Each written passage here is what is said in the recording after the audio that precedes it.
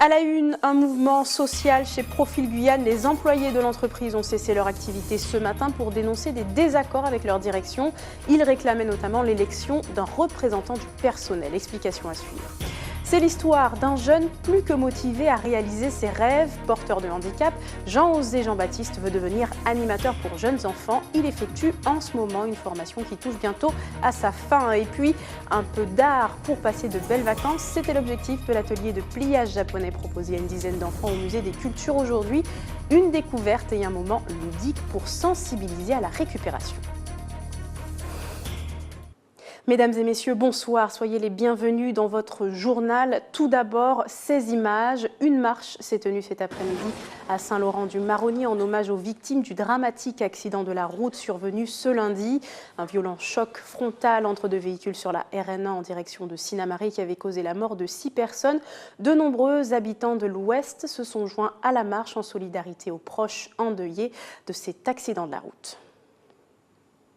Et je vous le disais, les employés de Profil Guyane Matoury ont débrayé ce matin. Ils se sont rassemblés dès 8 h devant les locaux pour faire valoir leurs droits à un représentant du personnel.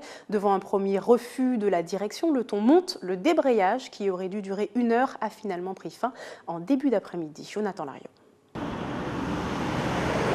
Il est 13 h et depuis ce matin, les employés de Profil Guyane ont cessé de travailler. Ils demandent l'organisation d'une élection d'un représentant du personnel, un droit selon le Code du travail. Si la direction répond favorablement à cette demande, elle laisse sous-entendre de possibles représailles. Les menaces vont jusqu'à aller dire, eh bien écoutez, si vous ne reprenez pas le travail tout de suite, de toutes les façons, en gros, je vais vous virer ou je vais mettre la clé sous la porte. Un débrayage qui aurait normalement pu durer 1 heure, eh bien, est prolongé jusqu'à maintenant, à cause de la mauvaise volonté manifeste de la gérante ainsi que de son mari, puisqu'ils sont deux à apparemment gérer cette société. Nous demandons que ça. Vous avez des ouvriers derrière qui ont envie de travailler, on ne demande qu'à travailler, mais il faut stipuler le point. Parce que si aujourd'hui c'est pour que demain on puisse avoir des représailles, des sanctions pour un ouvrier ou un autre, c'est pas la peine. Quelques instants après, un mail de la direction est adressé aux employés avec une réponse favorable. La société va procéder à l'organisation des délégués du personnel avant le 30 juin 2016. Nous informons l'ensemble du personnel par le présent courrier que la société n'engage pas de procédure disciplinaire à l'égard des salariés suite aux événements du 21 avril 2016, fait à Matoury le 21 avril 2016 par la direction Valérie Menesco. C'est quelque chose qui vous convient? On va décider. Nous allons décider avec l'ensemble du personnel et les représentants du syndicat PTG. Une petite victoire pour les employés, mais il reste encore à savoir si leurs heures non travaillées de ce matin leur seront payées. Un détail sur lequel la direction ne flanche pas pour l'instant. Le sénateur Antoine Karam interpelle le Premier ministre dans un courrier sur les récents événements qui ont touché la commune de Camopi. Plusieurs villageois auraient tiré sur des garimperos. Pour le sénateur, c'est bien là la question de l'orpaillage illégal qui pose problème avec la recrudescence de l'insécurité au sein de notre territoire. Le parlementaire plaide entre autres pour la traçabilité de l'or ou encore le renforcement des compétences des forces de l'ordre. On l'écoute. Nous sommes un pays pacifique. Et lorsqu'on voit ce qui s'y passe, tant du côté du Maroni que du côté de l'Oyapock, notre devoir, mon devoir, ma responsabilité en tant que sénateur, donc parlementaire, est d'interpeller, d'alerter le gouvernement et particulièrement le Premier ministre. C'est le sens et la portée de cette lettre, d'autant plus que l'année dernière, j'avais écrit au ministre de l'Intérieur, M. Bernard Cazeneuve, pour lui signaler les difficultés qu'avaient les policiers de Guyane à faire leur métier et le travail, les difficultés aussi des magistrats en Guyane et du palais de justice. J'avais demandé qu'on accélère la construction de ce commissariat de police attendu depuis plus de 2 décennies, qu'on y mette un certain nombre de moyens humains pour renforcer les effectifs de police quand on sait qu'il n'y a qu'un seul commissariat de police en Guyane. Pour une ville de plus de 20 000 habitants, c'est Cayenne, alors que Matoury, qui est à portée de main, à portée de jet de Cayenne, est une commune de 35 000 habitants, Rémière-Montjoly a plus de 20 000 habitants, Kourou a presque 30 000 habitants, quant à Saint-Laurent, presque 50 000 habitants. Il faut mettre les moyens humains et physiques pour renforcer la protection des habitants de la Guyane. Dans l'actualité également, autre sénateur, autre propos, vous allez le voir, après le grave accident de ce lundi, la question de la couverture téléphonique du territoire revient sur le tapis. Une problématique prise pour bataille en 2011 par Georges Patient. Il interpellait le gouvernement au sujet de la couverture sur la route entre Kourou et Sinnamary, zone blanche. Jusqu'à aujourd'hui, le sénateur maire de Mana nous a rejoint pour en parler. Georges Patient, bonsoir. Bonsoir. Merci d'avoir accepté notre invitation. On l'a vu donc, ce grave accident survenu au carrefour Changement sur la route de Sinnamary. Nous en parlions il y a quelques instants. Et donc, concerné par la problématique, c'est une zone blanche et qui est bien connue pour ne pas être couverte en termes de téléphonie, ce qui retarde toujours bien sûr l'intervention des secours. Il est bien là le problème. Vous avez donc interpellé le ministre de l'Agriculture et de la Ruralité sur la question. Vous demandiez des mesures concrètes et rapides. C'était en 2011. On est en 2016. Alors aujourd'hui, qu'en est-il ? Mais effectivement, je n'ai pas été suffisamment écouté, mais préalablement, je voudrais adresser mes sincères condoléances aux parents et proches des victimes durement éprouvés par ce terrible accident, et profiter également pour rappeler les règles de conduite sur nos routes, même si elles ne sont pas formidables, mais il y a quand même un code de la route qu'il faut respecter et puis conduire en bonne situation.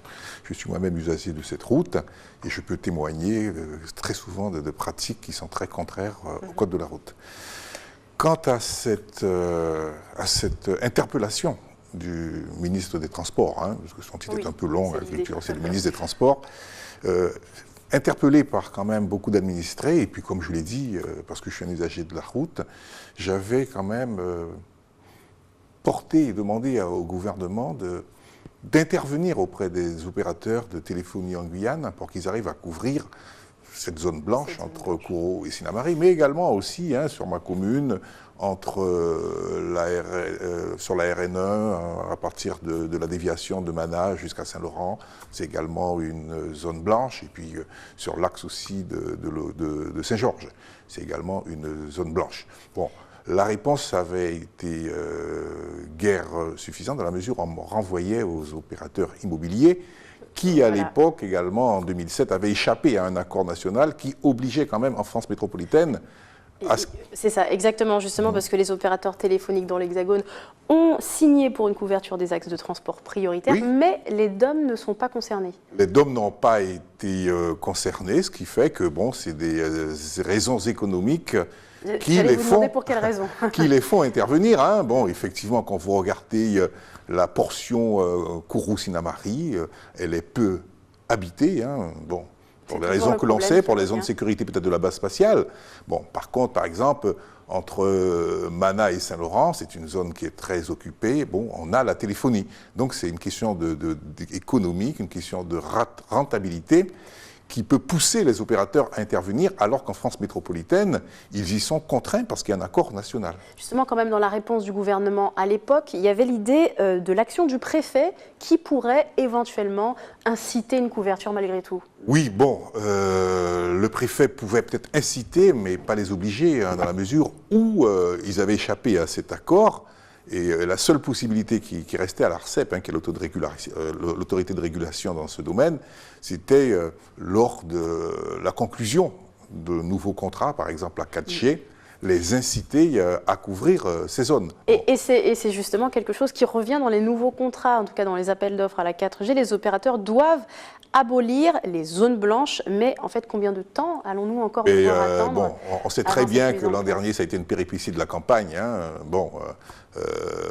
Les deux collectivités se sont à un moment donné renvoyé la balle, ce qui fait qu'on a pris du retard par rapport aux Antilles, mais il semblerait que cette année, l'on devrait être desservi par la 4G, et j'espère que ces zones blanches seront prises en considération, parce qu'il s'agit quand même d'axes prioritaires. Je sais qu'il y a eu des efforts importants qui ont été faits par la collectivité régionale pour couvrir les communes de l'intérieur, mais sur les axes prioritaires, Kourou, Sinnamary, très fréquenté, et sur l'Oyapock, il n'est pas normal quand même que j'ai entendu le responsable des pompiers parlait de valise satellitaire, mais là, quand l'accident intervient, et très souvent, moi j'ai eu des problèmes sur cette route, on ne peut toucher personne. Il faut attendre que quelqu'un aille à Sinamari ou que quelqu'un aille à Kourou. Et là, on a quand même 8 mois à attendre avant que les choses rentrent dans l'ordre à ce niveau-là. En tout cas, si la 4G a bien mis en place cette année.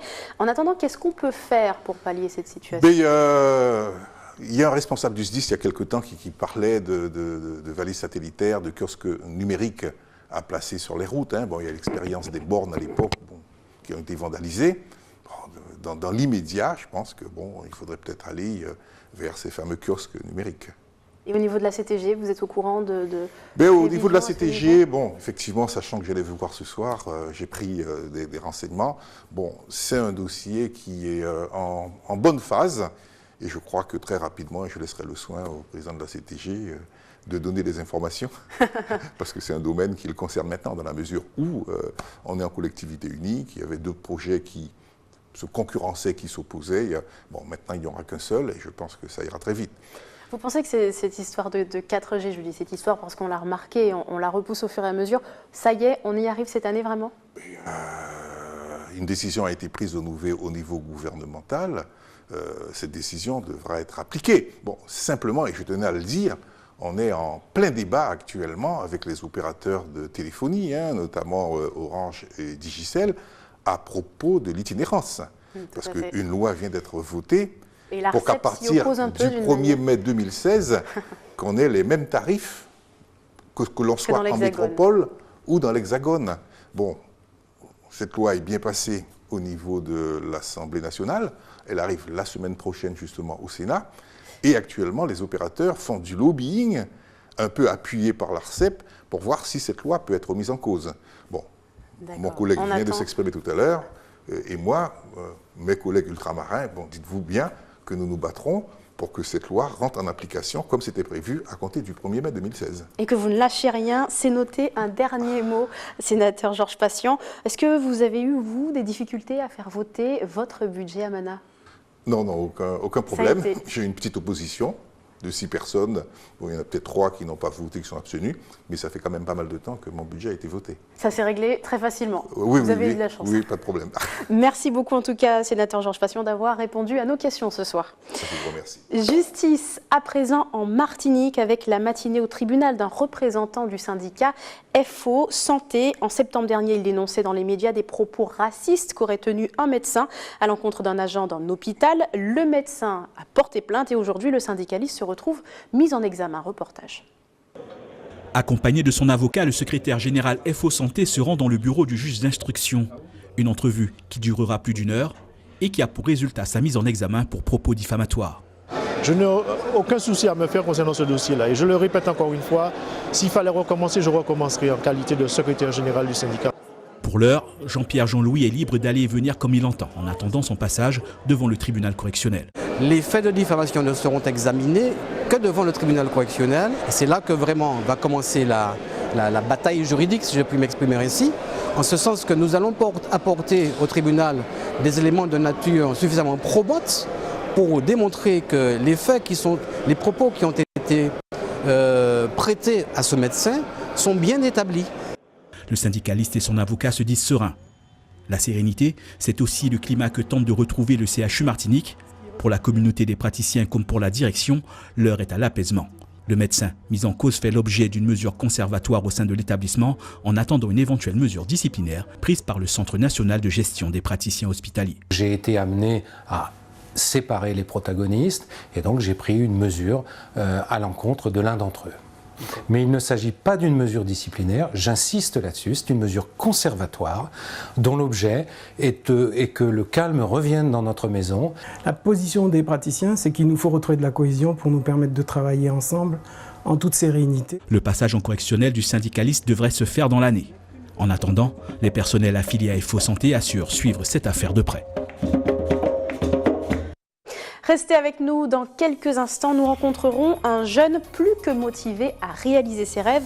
Porteur de handicap, il se forme actuellement pour devenir animateur. Et puis nous verrons l'atelier origami qui s'est tenu au musée des cultures guyanaises ce matin, une façon artistique de passer de belles vacances. Jean-Osé Jean-Baptiste, 18 ans, est un jeune homme en situation de handicap moteur et plein d'ambition. Et ce jeune courageux a un rêve, celui de devenir animateur pour jeunes enfants. Pour le réaliser, il a décidé de participer à un stage de formation BAFA qui touche d'ailleurs bientôt à sa fin. Mia Pierre l'a rencontré. Jean-Osé, 18 ans, est en situation de handicap moteur. Accompagné de l'association PEP 973, depuis un an, il travaille sur son projet professionnel. Ce jeune homme souhaite devenir animateur. Pour ce faire, il participe à un stage de formation BAFA. C'est la première fois que la formation est dispensée à des personnes en situation de handicap. C'était pas facile parce que c'était la première fois où je faisais, c'était pas facile et je connaissais pas tout le monde. Ça se passe bien, je parle, on échange des choses, on rit, on chante et on travaille aussi, j'amène des coloriages, ils font. Au préalable, des séances de travail ont été mises en place pour lui permettre d'intégrer le groupe. Bon, il a fallu adapter la formation à l'accueil de ces jeunes. Donc j'ai dû travailler avec l'éducatrice de Jean-Osé qui lui a permis d'avoir déjà les modules qui seront mis en place, de préparer déjà sa venue dans le stage, sachant qu'on accueillait un gros groupe de stages puisqu'il y a 3 formations sur ce stage. Donc il a fallu le préparer à l'éventualité de travailler en groupe, de travailler en équipe. Cette formation permet à Jean-Osé de gagner en autonomie, avoir les bases solides pour pouvoir se lancer dans la vie active. La présence de Jean-Osé dans cette formation permet aussi de sortir des sentiers battus. Ça a changé mon regard par rapport aux handicapés que j'avais avant, car avant je me disais qu'une formation comme ça, par rapport à les capacités et compétences qu'on nous demande, certaines personnes ne pouvaient pas le réaliser. Et avec sa présence, ça confirme justement tout le contraire, qu'on peut être handicapé, mais ça n'empêche pas de pouvoir suivre une formation de BAFA. Jean-Osé, c'est pratiquement un modèle, on va parler ainsi. C'est un modèle pour d'autres jeunes qui peut-être se disent qu'ils ne seront pas capables, mais tout est possible.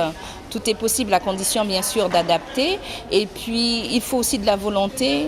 Si le jeune est volontaire et qu'il trouve des portes ouvertes pour l'accompagner en tous les cas dans son projet, c'est possible. Jean-Osé n'est pas le seul jeune en situation de handicap à suivre cette formation. Le CMEA, le centre d'entraînement aux méthodes d'éducation active, accueille également 4 autres jeunes.